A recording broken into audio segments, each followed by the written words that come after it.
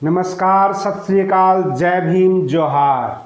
मैं आरडी भारती और आप देख रहे हैं बिहारी सुल्तान। देश की हालत काफ़ी नाजुक है। बहुत सारे राज्यों में लॉकडाउन लगाया गया है।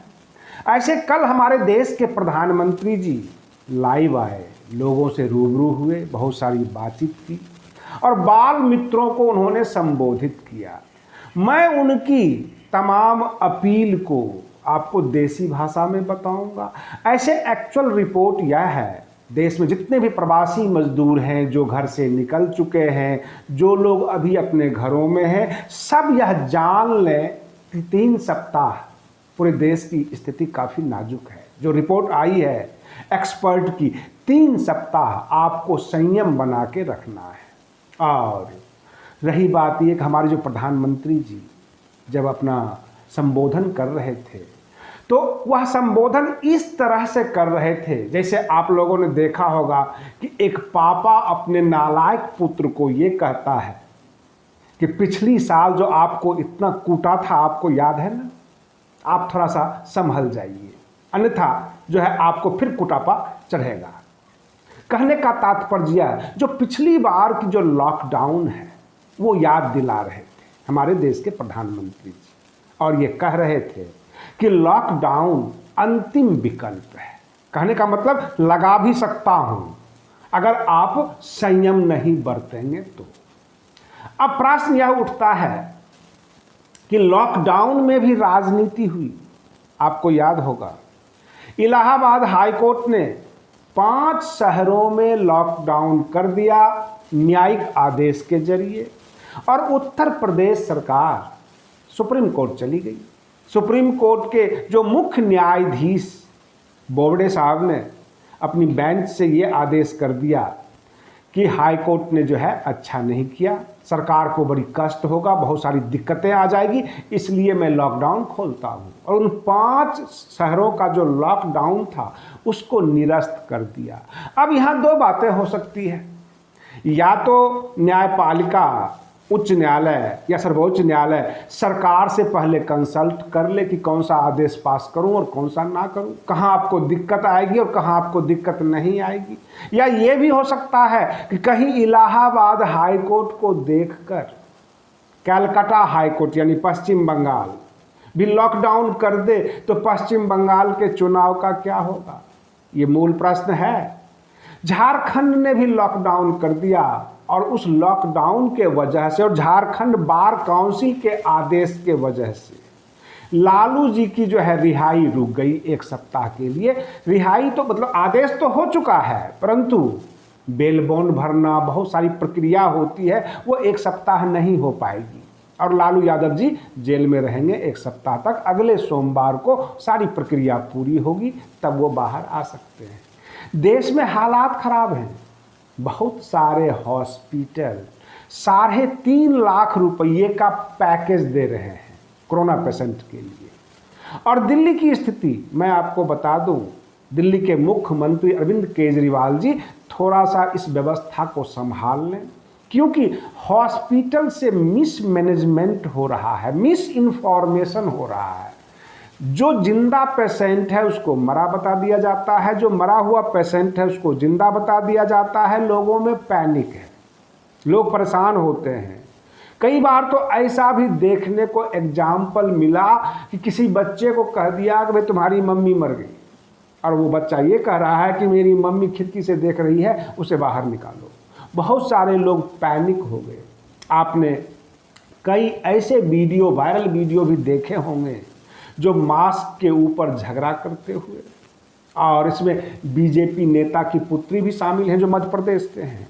कई और अच्छे पढ़े लिखे लोग जो मास्क, सैनिटाइजर का प्रयोग नहीं कर रहे हैं, क्योंकि रिसर्च में यही आया है कि ना आपको वैक्सीन बचा पाएगी, ना आपको दवाई बचा पाएगी, आपको केवल सोशल डिस्टेंसिंग और जो है मास्क वगैरह जो एहतियात है यही आपका बचाव है।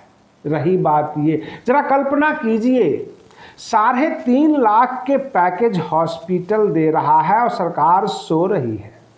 फिर उन लोगों का क्या होगा जो सरकारी राशन पर अपना घर चलाते हैं, जिनके नौकरियां छूट गई, जिनके पास कोई व्यवस्था नहीं है, अगर उनके साथ ये हादसा हो तो क्या होगा? कैसे वो इलाज करवाएंगे? बिहार में बहुत सारे ऐसे शहर हैं, छोटे छोटे शहर, जहां पर 10,000 से ज़्यादा कोरोना पॉजिटिव पेशेंट बढ़ गए हो गए हैं। और रही बात ये रेमडेसिविर जो इंजेक्शन है, जब यह इलाज नहीं है, ये जान बचा नहीं पाती, तो फिर 40,000 30,000 की कालाबाजारी क्यों इतने रेट में क्यों बिक रहे हैं और सरकार चुप क्यों है? सरकार बार बार ये कहती है कि लॉकडाउन आखिरी विकल्प है, तो पहला विकल्प क्या है ये सरकार क्लियर करे। केवल यह कह देना कि आप अपने बचा के रखें अपने आप को, सोशल डिस्टेंसिंग में रहें, ये सिंपल सा एक जुमला साबित होता है। सरकार खाने पीने पर, प्रोटीन पर आम जनता के लिए क्या कर रही है, ये तो क्लियर करना होगा। बहुत सारे प्रोग्राम इस कोरोना से पहले भी आए, स्कूल में फूड का व्यवस्था किया गया, बच्चों में बांटे गए। जब मैं छोटा था उस वक्त जनता पार्टी की सरकार थी और स्कूल में दूध का पैकेट मिलता था, जो हमने देखा है बचपन में। सरकार कुछ तो करे, स्कूल में बंटवाए या आम जनता में कुछ खाने पीने की चीज़ बंटवाए जिसमें आम जनता को ताकत मिले। केवल आप सोशल दूरियां बना कर रहे, भूखा पेट प्यासा पेट कहाँ जाएगा? मजदूर वर्ग है वो बाहर तो निकलेगा ही निकलेगा। और रही बात ये जो सेकेंड वेव जो आया है, जिसको ये कहते हैं सेकेंड वेव, इसका जिम्मेदार कौन? गंदी राजनीति, या लोगों ने वैक्सीनेशन के बाद यह समझ लिया मुझे कुछ नहीं होगा, या लोगों को जिम्मेदार बनाएंगे? सरकार लापरवाह हुई या कौन सा लापरवाही किया है? ये सोचना हम लोगों की जिम्मेदारी भी है और आगे के लिए भी सोचना है। क्या पता कल को थर्ड स्टेज भी आ जाए, क्योंकि जैसे ही कुछ हलचल होगा ये स्टेज का नाम दे देंगे कि वो पहला स्टेज था, ये दूसरा स्टेज है, फिर अब तीसरा जो है वेव आ जाएगा। तो लोग कैसे बचेंगे? सरकार की प्लान क्या है? हर जगह अव्यवस्था है। मान लेते हैं 3 सप्ताह के बाद सब कुछ नॉर्मल हो जाएगा, क्या सरकार इससे भी कुछ सीख लेगी अथवा नहीं लेगी? या पूरे देश की जनता ने ऐसे हुक्मरान को दे दिया जो केवल आंसू बहाने और रोने आ जाएंगे, समझाने आ जाएंगे, हमारा स्वभाव हमारा व्यवहार ठीक करने आ जाएंगे और हम में ही 4 गलतियां बता देंगे कि आप यहाँ से गलत हो इसलिए आपको कोरोना हो रहा है। प्रॉब्लम है, लेकिन उस प्रॉब्लम का निपटारा तो होना चाहिए। हमारे देश के प्रधान जो अपने संबोधन में बाल मित्रों से कह रहे थे कि घर में साफ सफाई रखें और पूरे परिवार को समझाएं सिखाएं, आपको क्या लगता है? मुझे जो लग रहा है कि वो बच्चों के जरिए ये कहने की कोशिश कर रहे थे कि आपके परिवार के लोग नालायक हैं और साफ सुथरा व्यवस्था नहीं किए हुए हैं और हमसे कुछ होने वाला नहीं है, आप अपना ध्यान खुद रखें, सरकार आपके साथ नहीं है, कहीं से हम कोई प्रोटेक्शन नहीं कर रहे हैं। बाल मित्रों को समझाने का क्या मतलब? क्या उसके पेरेंट्स गंदे हैं, गंदगी में रह रहे हैं, सावधानी नहीं रख रहे हैं? अगर उसके पेरेंट्स से कहते आप अपने बच्चों को समझाएं, तो एक बात समझ में आ रही थी। बाल मित्रों से कहना कि आप अपने परिवार को समझाएं, इसका मतलब तुम्हारा परिवार जो है गंदगी में है, तुम जो है एहतियात नहीं रख रहे हो और हम कुछ नहीं कर सकते। और इस तरह से डायलॉगबाजी कब तक और कितने दिन तक? सरकार को आगे आना होगा, कुछ न कुछ करना होगा, तभी जाकर इस मामले से निपटा जा सकता है। केवल भाषण देने से, संबोधन करने से कुछ नहीं होने वाला है। बस आप लाशें गिनते रहिए और न्यूज़ सुनते रहिए, हर जगह से आपको न्यूज़ मिलता रहेगा। हो सके आप अपने आप को बचा कर रखें, क्योंकि हमें नहीं लगता कि सरकार इसमें कुछ कर रही है। आप बने रहिए बिहारी सुल्तान चैनल पर। हम फिर मिलते हैं अगले वीडियो में, तब तक के लिए धन्यवाद।